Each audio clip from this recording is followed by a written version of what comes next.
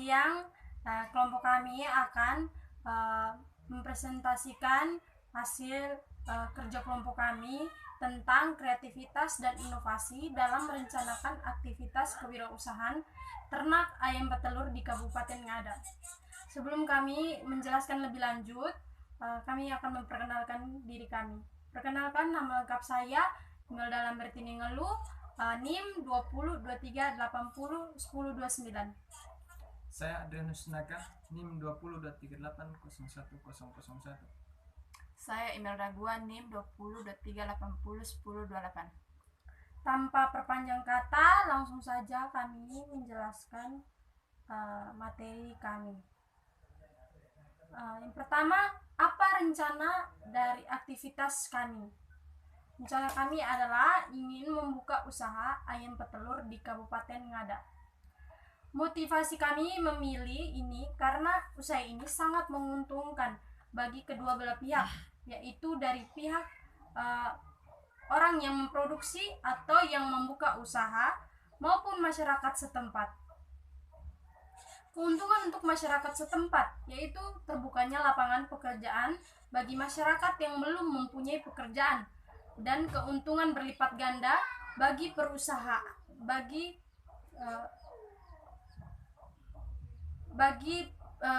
pebisnis ayam petelur. Di samping itu juga usaha ayam petelur berbeda dengan usaha ayam pedaging. Kenapa berbeda? Karena usaha ayam petelur dapat menghasilkan telur berulang kali, sedangkan ayam pedaging hanya bisa disembelih saat masa panen tiba. Yang kedua, analisis SWOT. Kekuatannya. Yang pertama, mudah dalam hal pemeliharaan. Yang kedua, masa produktivitas yang lebih lama. Yang ketiga, teknologi budidaya ayam ras yang mudah dikuasai oleh masyarakat. Yang keempat, sistem pemasaran tidak menjadi permasalahan karena telah terbentuk jalur-jalur distribusi sampai lapisan dan pelosok wilayah. Yang kelima, lokasi. Yang keenam, sumber bahan baku yang mudah didapat. Dan yang ketujuh, mudah dijangkau oleh konsumen. Kelemahannya, yang pertama, usaha peternakan ayam petelur seringkali dihadapkan pada harga input produksi yang tinggi, sedangkan harga output produksi yang rendah.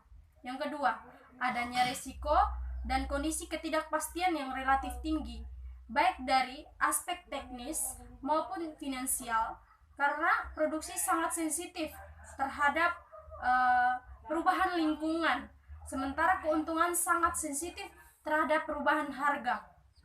Yang ketiga, adanya permintaan konsumen yang fluktuatif dari hari ke hari, karena telur termasuk bahan makanan yang substitutif. Dan yang keempat, sifat telur yang merupakan produk yang sifatnya perishable, mudah rusak sehingga dapat dijual atau dikonsumsi segera. Dan yang kelima, pada umumnya kualitas produk belum mencapai standar internasional sehingga kemampuan untuk ekspor sangat lemah. Baik, yang ketiga adalah peluang. Yang pertama, terdapat kecenderungan selera masyarakat yang semakin menyukai telur ayam dari lapisan perkotaan hingga masyarakat pedesaan beramai-ramai untuk membuka usaha telur ayam ras. Yang kedua, meskipun permintaan masyarakat terhadap telur ayam fluktuatif, tetapi pada saat-saat tertentu permintaan masyarakat terhadap telur ayam ras sangat tinggi. Misalnya untuk keperluan hajatan, hari-hari besar, dan sebagainya.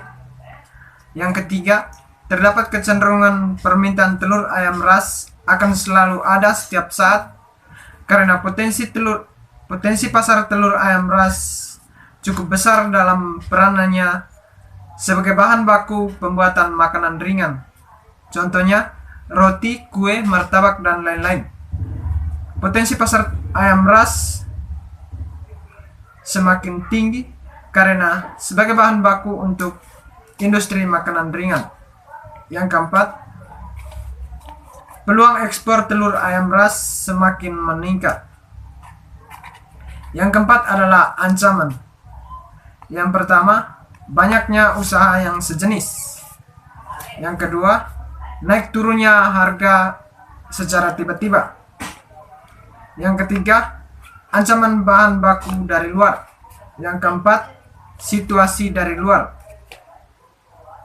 Strategis kami untuk mendukung rencana kami berdasarkan analisis SWOT. Analisis SWOT merupakan kombinasi strategi yang dapat dipilih oleh perusahaan dalam menjalankan usahanya, sehingga tujuan perusahaan dapat tercapai. Usaha ayam ras akan berhasil apabila dilakukan dengan strategi-strategis berikut. Yang pertama, sifat permintaan ayam ras masih cenderung berfluktuasi sehingga perencanaan usaha dengan pertimbangan faktor waktu. Kedua, karakteristik. Produk-produk ayam ras petelur bersifat perisibel atau mudah rusak, sehingga diperlukan perencanaan usaha ayam sangat cermat dan teliti. Yang ketiga, bagi pengusaha mandiri harus dapat menjalin kerjasama dengan perusahaan besar yang biasanya menguasai sarana produksi yang berwawasan lingkungan.